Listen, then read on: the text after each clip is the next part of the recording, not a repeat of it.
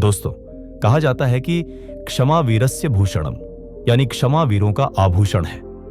माफ कर देने से मन का बोझ हल्का होता है और रिश्ते संवरते हैं। लेकिन क्या आप जानते हैं कि कभी कभी आपकी यही माफी आपकी बर्बादी का कारण बन सकती है? आचार्य चाणक्य ने स्पष्ट चेतावनी दी थी, क्षमा उसी को दो जो उसका मूल्य समझे, वरना यह तुम्हारी सबसे बद्धी कमजोरी बन जाएगी। आज हम जानेंगे उन 5 तरह के लोगों के बारे में जिन्हें माफ करना अपने ही पैरों पर कुल्हाड़ी मारने जैसा है। चलिए मगध के इतिहास से एक किस्सा सुनते हैं। एक बार मगध के राजमहल में आचार्य चाणक्य और सम्राट चंद्रगुप्त गंभीर चर्चा कर रहे थे। बातों ही बातों में चंद्रगुप्त ने कहा कि वे अपने एक पुराने मित्र को माफ करना चाहते हैं। चंद्रगुप्त को लगा कि उनकी क्षमा से उस मित्र का हृदय परिवर्तन हो जाएगा। यह सुनकर आचार्य चाणक्य की आंखों में एक चमक आ गई। उन्होंने गंभीर स्वर में कहा, क्षमा एक महान गुण है, लेकिन विवेक के बिना किया गया क्षमादान हवन कुंड की आग में घी डालने जैसा है, जो केवल विनाश बढ़ाता है। चंद्रगुप्त ने चकित होकर पूछा, तो गुरुदेव, मुझे किन लोगों से सावधान रहना चाहिए? चाणक्य ने मुस्कुराते हुए उन 5 विषैले टॉक्सिक लोगों के बारे में बताया जिनसे दूर रहना ही बुद्धिमानी है। ध्यान से सुनिए, क्योंकि ये लोग आज भी आपके आसपास मौजूद हो सकते हैं। 1. विश्वासघाती, पहला व्यक्ति जो बार बार विश्वासघात करे। चाणक्य ने कहा, उस व्यक्ति को कभी दूसरा मौका मत दो जो तुम्हारा भरोसा तोड़ने का आदी हो। ऐसा व्यक्ति तुम्हारी दया को तुम्हारी मूर्खता समझता है।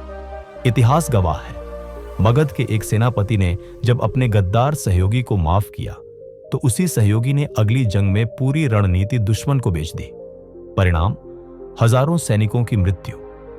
आज के दौर में अगर कोई दोस्त या सहकर्मी, कॉलीग बार बार आपके सीक्रेट्स लीक करता है या आपके आइडियाज चुराता है तो उसे माफ करना उदारता नहीं, बेवकूफी है। याद रखें, सांप का स्वभाव डसना है, चाहे आप उसे कितना भी दूध पिलाएं। दूसरा व्यक्ति जो जानबूझकर आपका अहित करे।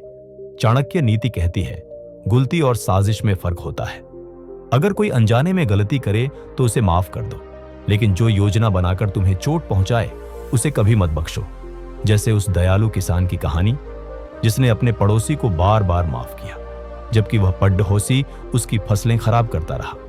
अंत में उस पड्डहोसी ने किसान का पूरा खेत ही जला दिया। सीख, जो लोग आपकी प्रतिष्ठा, रेप्यूटेशन, आपके करियर या आपके परिवार को जानबूझकर निशाना बनाते हैं, उन्हें माफ करना उन्हें एक और हथियार थमाने जैसा है।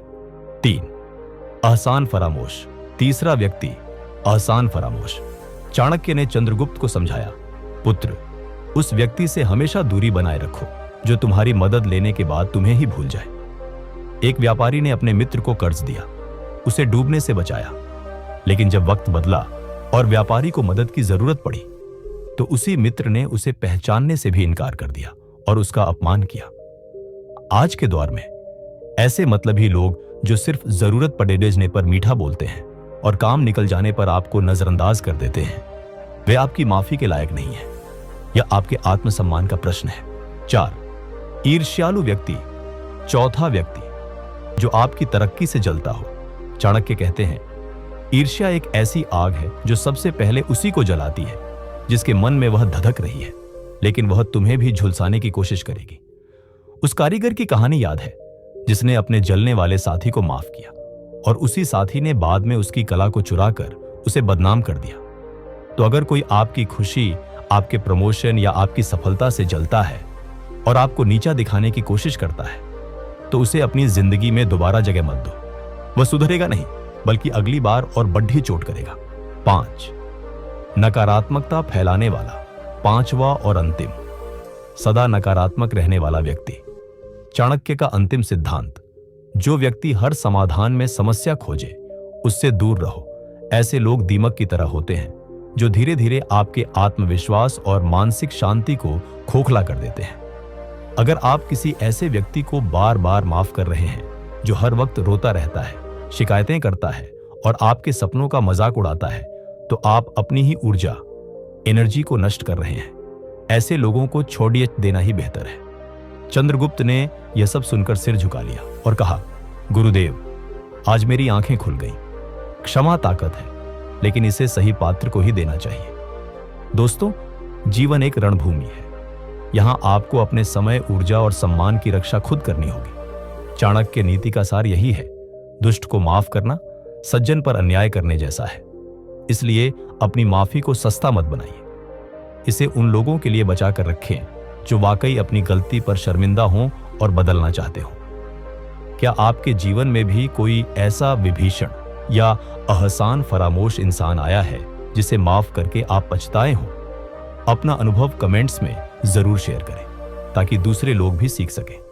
अगर यह वीडियो आपको सही दिशा दिखाने में सफल रहा हो तो लाइक करें और अपने दोस्तों के साथ शेयर करें ताकि वे भी इन 5 तरह के लोगों से बच सकें।